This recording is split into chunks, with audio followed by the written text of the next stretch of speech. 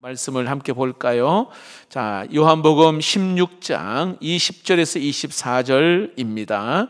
제가 말씀을 봉독해 드리겠고요. 마지막 24절만 암송 요절이거든요. 24절만 다 같이 하겠습니다. 제가 20절부터 23절을 봉독해 드리겠습니다. 내가 진실로 진실로 너에게 이르노니 너희는 곡하고 애통하겠으나 세상은 기뻐하리라. 너희는 근심하겠으나 너희 근심이 도리어 기쁨이 되리라. 여자가 해산하게 되면 그때가 이르렀으므로 근심하나 아기를 낳으면 세상에 사람 난 기쁨으로 말미암아 그 고통을 다시 기억하지 아니하느니라. 지금은 너희가 근심하나 내가 다시 너희를 보리니 너희 마음이 기쁠 것이요 너희 기쁨을 빼앗을 자가 없으리라. 그날에는 너희가 아무것도 내게 묻지 아니하리라. 내가 진실로 진실로 너희에게 이르노니 너희가 무엇이든지 아버지께 구하는 것을 내 이름으로 주시리라. 함께 읽겠습니다. 지금까지는 너희가 내 이름으로 아무것도 구하지 아니하였으나 구하라 그리하면 받으리니 너희의 기쁨이 충만하리라. 아멘. 오늘은 우리가 암송 요절을 가지고 앞뒤로 말씀을 같이 나눌 건데요. 기도는 진정한 기쁨을 얻게 합니다. 읽어볼까요? 시작. 네, 기도는 진정한 기쁨을 얻게 한다. 기쁨. 여러분, 기쁨은 모든 사람이 최우선적으로 추구하는 그런 행복이 아닌가. 기쁨. 근데 여러분, 온전한 그 기쁨은 이 온전한 기쁨이라 할 때 그 앞에 온전한이란 어떤 그런 접속사 수식어가 붙기 위해서는 온전한 기쁨이라 하는 것은 지속 가능한 기쁨이 온전한 기쁨이 아니겠습니까? 있다가 없어지고 또 사라지고 오래가지 못하면 그거는 진정한 기쁨이 될 수가 없겠죠. 자, 예를 들어 우리에게 뭐 기쁨을 주는 게 예를 들어 여행이라 생각해 봅시다. 여행 너무 좋잖아, 그렇죠? 기분 전환도 되고 뭐 힐링도 되고 얼마나 기뻐요. 자, 가기 전에도 설레이는 마음으로 기쁨이 있고 출발할 때 기쁨이 있고 또 여행 중에도 기쁨이 있고 그런데 거기 마칠 때쯤 되면 기쁨이 또 처음과는 다르게 사라져 버려요. 물건도 마찬가지입니다. 그렇게 가고 싶었던 예를 들어 옷이나 가방 한 달 지나고 한 1년 지나면 또 이 기쁨이 또 사라져 버려요. 새로운 것이 또 채워져야 되는걸 우리는 또 경험하게 됩니다. 이렇게 기쁨을 추구하며 살지만은 많은 사람들이요 그 진정한 기쁨, 온전한 그 기쁨 이걸 소유하지 못하는 이유가 뭘까요? 진정한 기쁨, 온전한 기쁨 이걸 얻지 못하는 이유가 뭘까요? 이 땅에서 그 기쁨을 찾으려 하기 때문에 그래요. 이 땅에서. 여러분, 진시 황제 알죠? 진시 황제는 영생하기 위해서 불로초를 찾아 신하들을 시켜서 전 세계를 다니면서 찾아오라 했어요. 그러나 헛수고였어요. 다른 사람보다 더 일찍 죽게 됐습니다. 이 땅의 것들은 우리를 온전한 기쁨으로 이끌지를 못합니다. 이 땅의 것들은 우리를 그냥 잠깐은 기쁨을 줄 수 있지만 만족은 줄 수 있지만 영원하지를 않습니다. 왜냐하면 우리는 하나님의 형상으로 지음받았고 하나님의 영광을 위하여 살 수 있도록 지음받았기 때문입니다. 육으로 지어진 그 동물들은 의식주만 해결되면 그냥 불만족 없이 살 수 있지 않습니까? 하지만 우리는 달라요. 땅의 것들을 아무리 채워도 영적인 어떤 그런 허기는 달랠 수가 없습니다. 우리는 영의 사람이기 때문에 우리의 영혼의 출처는 하나님이신 줄로 믿습니다. 하나님이 아닌 다른 것으로는 우리를 채울 수가 없다는 것입니다. 여러분, 유명한 시편 107편 9절 말씀을 잘 보십시오. 우리가 잘 아는 말씀이죠. 그가 사모하는 영혼에게 그가 누구예요? 그가 하나님이 사모하는 영혼에게 만족을 주신다. 사모하는 영혼에게 진정한 만족을 주신다. 다시 말하면 하나님만이 줄인 영혼에게 좋은 것으로 채워주신다. 따라해 봅시다. 하나님만이 가능합니다. 하나님이 여기에 만족, 좋은 것 같은 뜻으로 생각하시면 돼요. 만족, 좋은 것. 하나님만이 진정한 만족, 또 진정한 좋은 것을 채워주신다. 그렇게 말합니다. 자, 그런데 이게 9절이란 말입니다. 그 다음 절 10절을 보면 그와 반대로 하나님이 아니라 이 땅의 것들을 통해서 만족을 원하는 사람들의 그 결과가 뭔지 아세요? 이 땅의 것들을 통해서 만족을 얻기를 원하는 사람의 결과 10절 사람이 흑암과 사망의 그늘에 앉으며 그 다음에 공고와 쇠사슬에 매일고 살아간다. 이렇게 말합니다. 이 땅의 것들을 추구하며 거기에 만족을 얻기 원하는 사람의 결과는 흑암, 사망의 그늘에 앉아있고 공고와 쇠사슬에 매여있고, 이 말은 아주 차디찬 감옥에 묘사하고 있는 그런 내용입니다. 결국은 하나님에게서 만족을 누리지 못하고 세상의 것들로 만족을 얻으려고 그냥 발버둥 치면서 살아가는 그 결국에는 영적으로 그냥 감옥에 갇혀있는 인생과 같다, 이런 뜻입니다. 자, 그런데 여러분, 중요한 것은 여러분, 원래 우리는 그런 운명을 가지고 태어난 사람이에요. 다시 말합니다. 허무한 것을 추구하고 이 땅의 것을 얻으려고 발버둥 치며 살았던 오늘 저와 우리 모두입니다. 그런데 하나님께서는 당신의 아들을 우리에게 보내주셔서 우리를 그 자리에서, 흑암과 어둠에서 우리를 건져주신 줄로 믿습니다. 영적인 감옥에서 우리를 건져주신 것입니다. 자, 오늘 여러분, 이 본문 요한복음 16장, 예수님께서 잡히시기 전날에 직전에 있었던 이야기입니다. 제자들에게 유언과 같은 이야기를 하십니다. 20절을 보겠습니다. 20절입니다. 내가 진실로 진실로 너에게 이르노니 너희는 곡하고 애통하겠으나. 여러분, 왜 곡하고 애통할까요? 이제 예수님이 곧 잡혀가게 돼요. 그러니까 너희는 울며 애통하게 될 것이다. 세상은 기뻐하리라. 자, 예수님이 잡혀가면은, 여러분, 내가 죽으면 세상은 기뻐하는데 너희는 여기에 근심하게 될 거다, 이 이야기하는 거예요. 하지만 뒤에 보세요. 하지만 너희의 근심이 도리어 뭐라고요? 기쁨이 되리라. 반전이 일어난다. 세상은 내가 죽으면 세상은 막 좋아하는데 너희는 근심할 것이다. 그러나 그 근심이 기쁨으로 바뀌게 될 것이다. 반전이 뭔지 아세요? 따라해 봅시다. 예수님의 부활. 네, 지난주 우리가 부활 주일 드렸잖아요. 예수님의 부활 사건이 있는 거예요. 예수님의 부활하심으로 슬픔이 변하여 기쁨이 될 거다, 이 이야기예요. 21절 다시 한번 볼까요? 이렇게 표현해요. 21절을 마치 이렇게 표현합니다. 같이 한번 읽어봅시다. 시작. 여자가 해산하게 되면 그때가 이르렀으므로 근심하나 아기를 낳으면 세상에 사람 난 기쁨으로 말미암아 그 고통을 다시 기억하지 아니하느니라. 뭐로 표현했냐면 해산의 수고로 표현을 한 거예요. 여러분, 해산하기 전에는 두렵고 근심하잖아. 우리 여기 출산을 경험하신 분들, 그냥 아기를 낳게 되면은 우리에게 말합니다. 너무 기쁘니까 그 고통, 두려움이 그냥 까맣게 잊어버려요. 그리고는 22절을 볼까요? 22절 읽어봅시다. 시작. 지금은 너희가 근심하나 내가 다시 너희를 보리니 너희의 마음이 기쁠 것이요 너희의 기쁨을 빼앗을 자가 없으리라. 예, 빼앗기지 않는 기쁨이 있다. 이게 바로 완전한 기쁨이에요. 완전한 기쁨.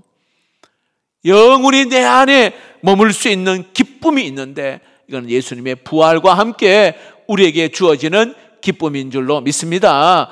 여러분, 예수 믿고 하나님의 자녀가 되고 부활을 믿고, 예, 이 기쁨은요 어떤 것으로 빼앗을 수 없는 거예요. 자, 23절, 24절 함께 그 다음 읽어볼까요? 23절, 24절 시작.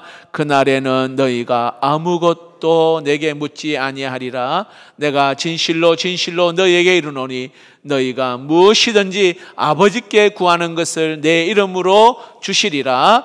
지금까지는 너희가 내 이름으로 아무것도 구하지 아니하였으나 구하라. 그리하면 받으리니 너희의 기쁨이 충만하리라. 자, 너희의 기쁨이 충만해진다. 자, 예수 믿고 여기 구원을 받은 것으로 우리는 기뻐했지만, 여러분 잘 보세요. 자, 예수 믿었어요. 네, 구원을 받았습니다. 근데 내 안에 그 기쁨이, 그 감격이 있단 말이에요. 근데 여러분, 그 감격은, 기쁨은 또 소멸되어 버려요. 그러잖아요, 여러분. 예수 믿을 때 그 기쁨이 때로는 어느 순간인가 싹 소멸돼요. 근데 하나님은 또 우리가 예배를 통하여 또 말씀을 통하여 하나님 또 채워주셔요. 기쁨은 계속 리필이 되는 거예요. 기쁨은 무엇을 통해서인 줄 아세요? 무엇을 통해서? 자, 24절 정확하게 답이 나옵니다. 24절 읽어봅시다. 시작. 지금까지는 너희가 내 이름으로 아무것도 구하지 아니하였으나 구하라. 그리하면 받으리니 너희의 기쁨이 충만하리라. 따라해 봅시다. 구하라. 네, 구하라. 다시 말하면 기도를 통하여 그 기쁨이 다시 채워진다. 기도를 통하여. 여러분, 우울하고 또 마음이 힘들고 두렵고 염려 있는 분들, 오늘 성경은 말합니다. 구하라. 그리하면 받는데 기쁨이 충만하니라. 우리 기도가 잘 안 되시는 분은요, 이렇게 함께 기도합시다 할 때 가만히 있지 마시고 입을 열어서, 아버지 주 앞에 나왔는데 내 입을 열어주시고, 근데 성령께서 여러분의 입을 열어서 구하고 하나님을 찾고 두드릴 때 하나님이 만나주시는 은혜가 있을 줄로 믿습니다.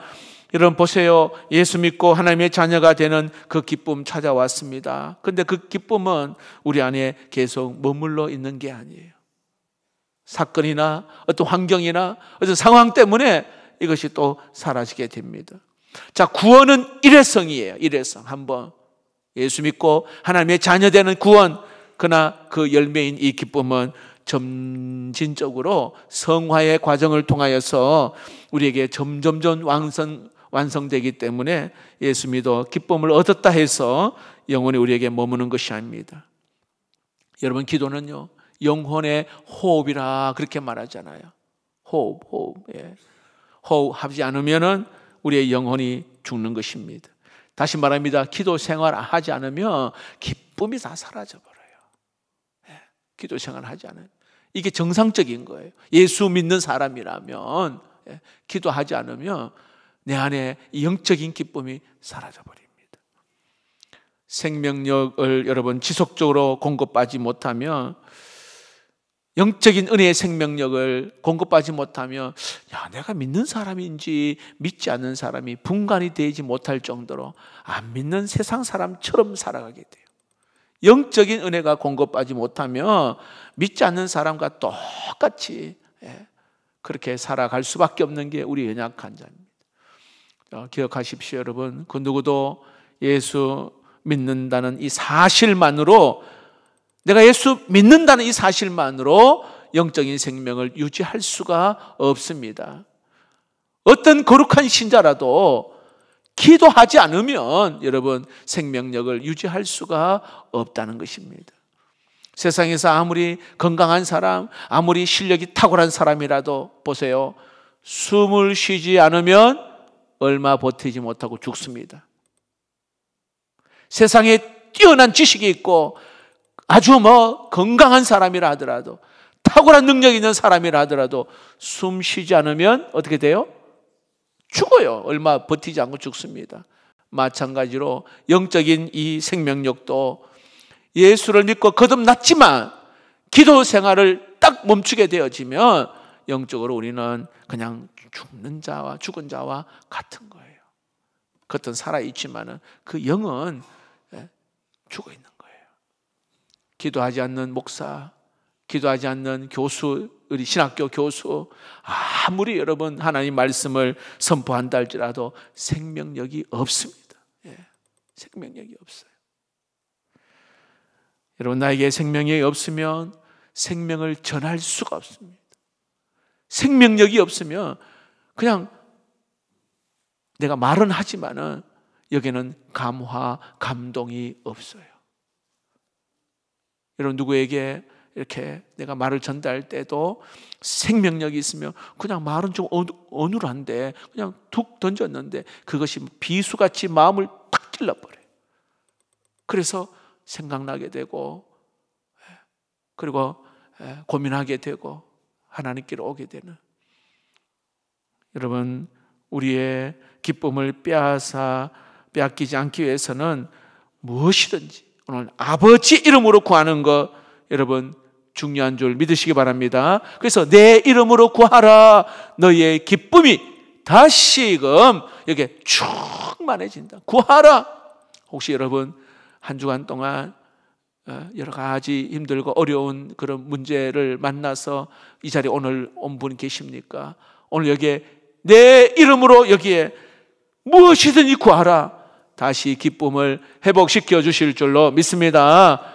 잃어버린 그 기쁨을 찾게 될 것이다. 잃어버린 기쁨, 무 때문에 잃어버린 기쁨이든 친구 때문이든 뭐 여러 가지 속상한 문제 때문에이든 구하라, 다시 기쁨을 하나님께서 찾게 될 것이라 말합니다. 마귀는 우리에게 있는 이 기쁨을 빼앗아 가려고 얼마나 노력하는지 몰라요. 근데 여러분, 이 어떤 방법을 사용하는 줄 아십니까? 내 안에 기쁨을 빼앗아 가기 위해서 마귀가 사용하는 방법 뭘까요? 예수님과 딱 분리시켜서 기도하지 못하도록 딱 막아버려요. 이게 방법이에요, 여러분. 영적인 생명력을 잃어버리면 그냥 껍데기로만 살아가는 거예요. 영적인 생명이 없으면 그냥 모양은 목사인데 완전히 그냥 껍데기만 있는 거예요. 그러나 하나님과 우리와의 자녀된 그 관계는, 여러분, 그 하나님과 늘 친밀한 은혜의 관계를 늘 하는 사람은 마귀가 절대로 그 관계를 끊을 수 없음을 믿으시기를 바랍니다. 마귀는 구원받은 우리를 취소할 수가 없어요. 로마서 8장 38, 39절입니다. 우리 확신을 가지고 힘차게 읽어봅시다. 시작. 내가 확신하노니 사망이나 생명이나 현재일이나 장래일이나 능이나 높음이나 깊음이나 다른 어떤 피조물이라도 우리를 우리 주 그리스도 예수 안에 있는 하나님의 사랑에서 끊을 수 없으리라. 아멘. 아멘. 하지만 마귀가 여기에 할 수 있는 거는 뭔지 아세요? 좀 전에 말씀드렸죠. 기도를 멈추게 합니다. 하나님과 우리의 관계는 못 끊어요. 절대로 구원은 넘볼 수가 없어요. 그러나 마귀가 할 수 있는 것은 기도를 멈추게 하고 여기에 영적인 이 생명력을 딱 차단해서 메마르게 해버려요. 심령을 메마르게 하고 기쁨을 빼앗아가고 감사를 빼앗아가고, 이게 마귀가 하는 일이에요. 전혀 주님 안에서 기쁨을 누리지 못하고 여전히 세상 것만 추구하며 살도록, 그래서 영혼의 그 상태가 죽은 상태가 됩니다. 이거는 마귀가야 충분히 할 수 있어요. 마귀가. 여러분, 그러나 기도하면 마귀는 도망갈 줄로 믿습니다. 기도하면 한 길로 왔다 7길로 도망가고 달려들지 않아요. 하여튼간에 여러분, 기도하면. 오늘 저녁에 너무너무 잘 오셨고, 하여튼간에 우리 금요 성령 집회 무슨 일이 있어도 늦게 와도 괜찮아요. 하나님 한 주간 동안에 힘들고 어려웠던 거, 또 하나님 앞에 나와서 주님 꼭 만나는 심정으로 오시고, 또 새벽을 깨우던 골방을 찾으시던 간에 여러분 기도하게 되어지면 우리가 기쁨이 회복될 줄로 믿습니다. 사도행전의 초대교회를 보며 이 초대교회들이요 굉장히 핍박이 많은데도 기쁨이 그들에게 있었어요. 마귀가 막 핍박을 줬단 말이죠. 근데 기쁨을 빼앗아가지를 못했습니다. 오히려 막 이 마귀는 더 역부족이었어요.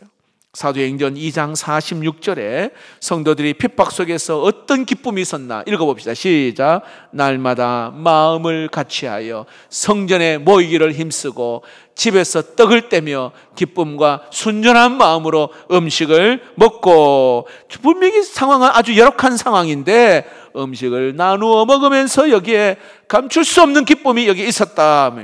왜 그럴까요? 왜요? 따라해 봅시다. 지속적으로 기도했기 때문입니다. 성령, 오순절 성령의 그 강림하심을 경험하고는 계속 기도했기 때문에 그 기쁨을 공급받으며 그들이 이겨나갈 수 있었던 것입니다.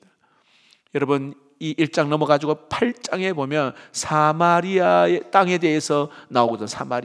사마리아는요, 기쁨을 빼앗아간 땅입니다. 저주의 땅입니다. 그 땅이. 그런데 예수의 부활의 소식이 전해지자 거기에 사람들이 기도하기 시작했고 그 땅이 변화되었어요. 그러니까 8절에 이렇게 말합니다.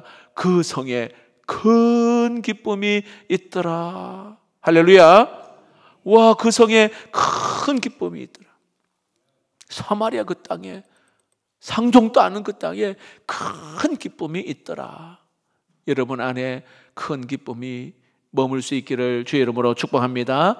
한 번 더 넘어가서 사도행전 13장에 보면 비시디아 안디옥에 대한 배경이 나오거든요. 바울과 바나가 복음을 전했단 말이에요. 근데 핍박이 얼마나 센지, 얼마나 핍박이, 돌 던지고 막 그랬단 말이에요. 50절에 보면 여기에 읽어봅시다. 시작. 이에 유대인들이 경건한 기부인들과 그 신의 유력자들을 선동하여 바울과 바나바를 박해하게 하여 그 지역에서 쫓아내니, 박해는 보통 박해가 아니라 죽이려고 하니 그냥 쫓아내.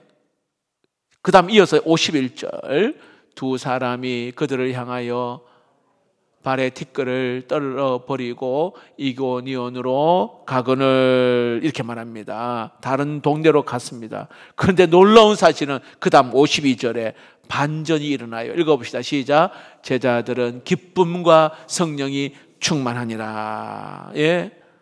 아니, 박해를 받아가지고요, 다른 동네로 갔는데 기쁨이 충만했다. 여러분, 그 어떤 성도도 그들에게 있는 기쁨을, 그 어떤 세상도, 어떤 핍박도 그들에게 있는 기쁨을 빼앗아갈 수가 없어요. 아니, 이 비시디 안독에서 굉장한 핍박이 있었는데 옮겨다니면서도 그 속에는 막 기쁨이 막 충만했어요. 핍박이 있었지만 그 내면의 기쁨은, 그 핍박이 내면의 기쁨은 빼앗아갈 수가 없었다, 이 말입니다. 여러분, 우리 안에 주님 주신 기쁨이 있다면 여러분, 기도를 통하여 또 영적인 호흡을 통하여서 기쁨을 빼앗기지 않기를 주의 이름으로 축복합니다. 다시 말합니다. 아이고, 자녀가 속썩이고 부동산이 갑자기 급락하고, 예를 들어 막 환경의 변화가 일어나는 그것 때문에 막 요동치는 이 기쁨, 우울함, 내 안에 주신, 그래서 여러분, 그럴 때마다 주님 앞에 나와서 다시 주님과의 그 관계가 다시 딱 정립하고, 주님과 친밀한 관계를 가지며, 그때는 막 불안하고 두렵고 막 기쁨도 빼앗아가고 막 염려가 많은데, 구하라, 너에게 기쁨이 충만하리라. 이런 기쁨이 회복되는 은혜가 있기를 축복합니다. 하나님이 주시는 완전한 기쁨, 온전한 그 기쁨, 그 특징이 뭐냐면, 여러분, 내가 스스로 포기하지 않는 한 외부의 어떤 압력, 외부의 어떤 환경도 안 좋은 그런 상황이 있다 할지라도 절대로 그 기쁨은 빼앗아갈 수가 없습니다. 내가 스스로 막 기도를 멈춘다든지 내가 스스로 막 주님과 막 떨어지려고 하지 않는 이상은 내 안에 이 기쁨은 빼앗아갈 수가 없어요. 반대로 세상의 기쁨은 조건적입니다. 세상의 기쁨은 있다가 없어지고 임시적이고, 분명히 어제는 크게 웃었다가 오늘은 막 그냥 좌절시켜버리는, 이 땅에 있는 건 모두 그렇습니다. 그러나 여러분, 우리에게 있는 이 진정한 기쁨은, 온전한 기쁨은, 하나님께로 주시는 이 기쁨은 내 안에서 계속해서 주님과 영적인 기도를 통하여 관계 가운데 있을 때는 날마다 더 기쁨이 충만하게 될 줄로 믿습니다. 사단은 우리의 수고도 비웃고 우리의 열심도 때로는 우습게 여깁니다. 그런데 우리가 기도하기로 결단을 하며 무릎을 꿇을 때 두려워 떨게 될 줄로 믿습니다. 왠지 아세요? 이건 더 이상 자기가 할 수 있는 게 아니거든요. 기도로 막 하나님을 찾고 하나님 앞에 나아가면 이거는 마귀는 더 이상 자기가 할 수 있는 게 아니라는 거예요. 예수님은요, 완벽한 기도의 모델이 되셨잖아요. 예수님은 삼위일체 하나님과 완벽하게 연합된 그런 분이에요. 사실은 예수님은 기도할 필요가 없으셔요. 하나님이신데. 근데 여러분, 육신을 입고 오셨잖아요. 근데 어려운 그 상황 앞에서 마주치니까 예수님도 굉장히 두려운 거죠. 육신의 몸을 입고 오셨으니까 두렵고 주춤하기도 하고. 근데 예수님은 계속적으로 기도했어요. 예수님은 막 계속적으로 기도하신 거 우리 성경에 나와 있죠. 특히 중요한 일을 앞두고는 예수님이 기도하시는데, 여러분 성경에 보니까 제자들, 그 12제자를 세우는 데 있어서도 기도 많이 하셨음을 알 수가 있습니다. 누가복음 16장 12절 13절 6장이네. 6장 12절 13절 같이 읽어봅시다. 시작.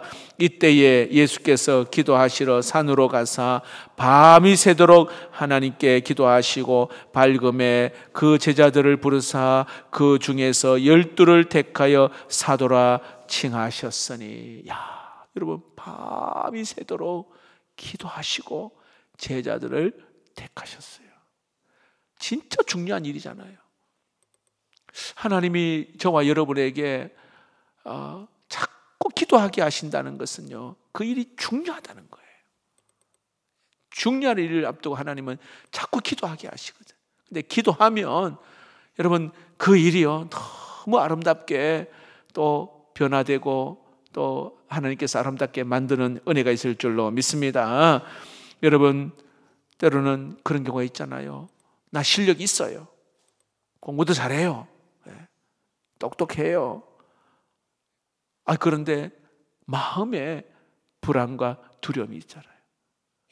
그러면 제대로 실력을 발휘하지 못해요. 근데 참 부족해요. 여러 가지로 부족합니다. 근데 그 내면에는 너무너무 기쁨이 있어요. 그러면 생각지도 못한 이 실력이 나타나거든요. 내 내면에 하나님께서 주시는 그 기쁨, 평안. 여러분, 다윗을 한번 보세요. 다윗은 전쟁할 때마다 하나님 앞에 묻는 게 유명한 게 다윗입니다. 하나님, 갈까요 말까요? 올라갈까요 말까요? 많이 여쭙는 사람이 다윗입니다.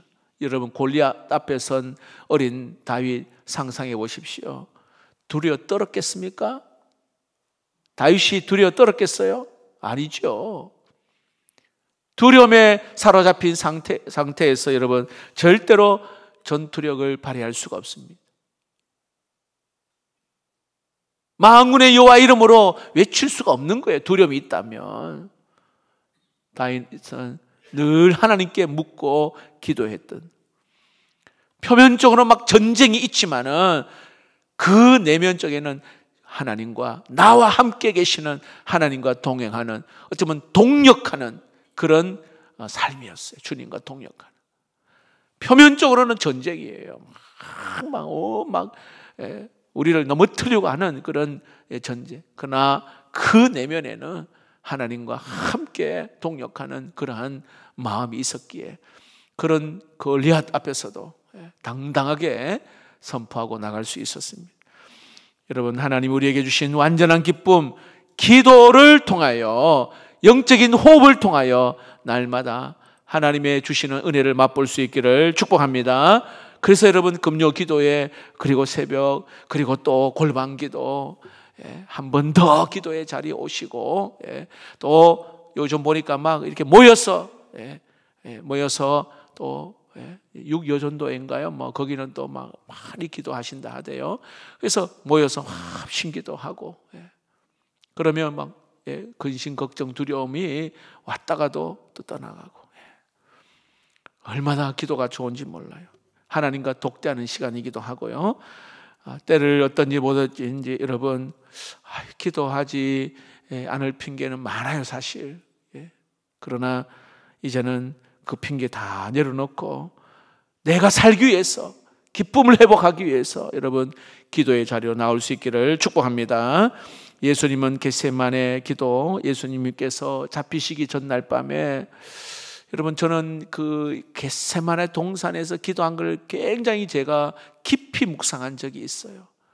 아시죠? 예수님이 겟세마네 동산에서 기도하는데, 자 보세요, 이제 십자가를 지고 고난이 앞에 있잖아요. 굉장히 염려가 되고 때로는 두렵기도 하고, 왜냐하면 십자가를 져야 되는 그런 상황이잖아요. 그게 성경에 이렇게 말했어요. 심히 고민하여 죽게 되었다, 이렇게 표현하고 있거든요. 그래서 얼마나 예수님이 기도하셨으면 땀방울이 핏방울 되기까지 그렇게 기도했다 하면 그 심정 아시죠? 그 절박함. 그래서 혼자 기도하지 아니하고 베드로와 야고보, 요한 세 명의 제자를 데리고 내가 함께 기도하자, 나하고 같이 한번 기도하자, 그렇게 부탁했단 말이에요. 그래서 기도하고 나서 가보니까 자고 있거든. 깨웁니다. 또 예수님이 따라서 또 떨어진 곳에서 기도합니다. 다시 와서 보니 또 자고 있거든. 그리고 다시 깨우고 갔다 오니 또 자고 있습니다. 이번에는 그냥 깨우지 않고 육신이 약하다 하시고는 스스로 올라가셔서 기도하고 내려오셔서 십자가를 지셨어요. 자 보세요, 예수님이 왜 제자들에게 이렇게 기도하자고 말씀하신 거 아시죠? 제자들은 모르지만 앞으로 일어날 일에 대해서 우리 예수님은 다 알고 계셨어요. 그 제자들 앞에 일어날 일들, 이제 내일 일어날 일들을 예수님은 다 알고 계셔서 좀 같이 기도하자. 기도하지 않으면 그 상황을 감당하지 못할 것을 아시기 때문에 기도하자 했습니다. 기도를 통해서 주님 주시는 그 기쁨을 맛보지 않으면, 내일 딱 일어나는 일에 제자들은 감당하지 못해요. 그냥 팍팍 다 넘어가 버려요. 그 일을 감당하기 위해서 기도할 때에 그 기쁨을 가지기 위해서 기도를 요청합니다. 2번이나 기도하자 같이 기도를 초청했지만 그들은 아이고 내일 기도하지 뭐, 내일 기도하지, 또 자버렸어요. 예수님은 혼자서 기도하셨습니다. 예수님은 기도하고 내려오셔서 막 기쁨이 충만해지시고, 왜냐하면 하나님과 연합된 그런 관계 속에서 진정한 기쁨을 맛보고 담대하게 십자가를 지러 가셨습니다. 그런데 제자들 어떻게 됐습니까? 다음날 예수님이 잡히시니까요, 다 집으로 다 들어가가지고 문 꼭꼭 잠그고 두려워가지고, 왜냐하면 잡아 죽이니까요. 제자들 두려워서 문 잠그고. 여러분 제자들 보세요. 어떤 사람이었습니까? 예수님과 3년 동안 예수님과 함께 동행했던 자입니다. 먹고 자고 같이 함께 했습니다. 예수님의 기적을 그들의 눈으로 보았습니다. 예수의 말씀을 또 많이 들었습니다. 많은 것들을 경험했습니다. 그럼에도 불구하고 기도를 딱 멈추니까, 제자들이 어려운 상황에 오니까 담대함을 다 잃어버렸습니다. 숨어버렸어요. 기도를 딱 멈추니까 여지없이 무너지게 됨을 알 수가 있습니다. 믿음도 조금도 발휘하지 못하고 그냥 주저앉아 버렸어요. 여러분, 신앙의 연수 중요하지 않습니다. 직분 중요하지 않습니다. 과거에 내가 큰 기적을 경험했던 거 중요하지 않아요. 지금 내가 주님 앞에 기도하고 있느냐, 지금 현재 내가 기도를 통해 하나님과 교제하는 기쁨을 내가 누리고 있는가, 지금이 중요해요. 지금 내가 성령 충만한가? 지금이 중요합니다. 여러분, 우리 눈앞에 무엇이 기다리고 있는지는 모르지만 주님은요 다 알고 계셔요. 좋은 일도 있겠지만 그렇지 않은 일도 있을 것입니다. 주님은 그게 걱정이 되는 거예요. 기도하지 않으면 이거 못 넘을 텐데, 이거 기도하지 않으면 이거 넘어질 텐데, 기도하지 않으면 송두리째 가정을 흔들어 버릴 텐데, 기도하지 않으면 부부 갈라지게 될 텐데, 주님은 다 알고 계신단 말이죠. 그래서 제자들에게 기도하자, 이 기도의 요청을 2번이나 하셨어요. 2번이나. 마찬가지로 오늘 우리는 어떤 일을 기다리고 있는지를 잘 모릅니다. 그러나 주님은 아셔요. 그렇기 때문에 오늘 말씀으로 오늘 우리에게 말합니다. 나와 함께 기도하지 않겠니? 나와 함께 기도하지 않겠니? 2-3 사람이 모인 곳에도 내가 너와 함께 있겠다고 약속하셨는데, 기도하면 아무리 어려운 일이 찾아와도 오히려 그 어려운 일을 통하여 하나가 되고, 그 어려운 일을 통하여 더 하나님을 깊이 알게 되어지고, 그러나 기도하지 않으면 작은 걸림돌에도 넘어져 버려요. 기도하지 않으면 못 넘어갑니다. 기도하지 않으면 진짜 그냥 큰 것도 아니요, 작은 문제인데도 막 싸우고 다투는 일도 일어나고. 하지만 기도할 때에 여러분, 어떤 어려움도 우리를 성숙하게 하고 하나 되게 하고, 이것이 오히려 은혜의 디딤돌로 우리를 사용해 주실 줄로 믿습니다. 우리 주님은 기도의 자리로 우리를 초청하십니다. 기도하자. 여러분, 기도로 기쁨이 충만하기를 주의 이름으로 축복합니다.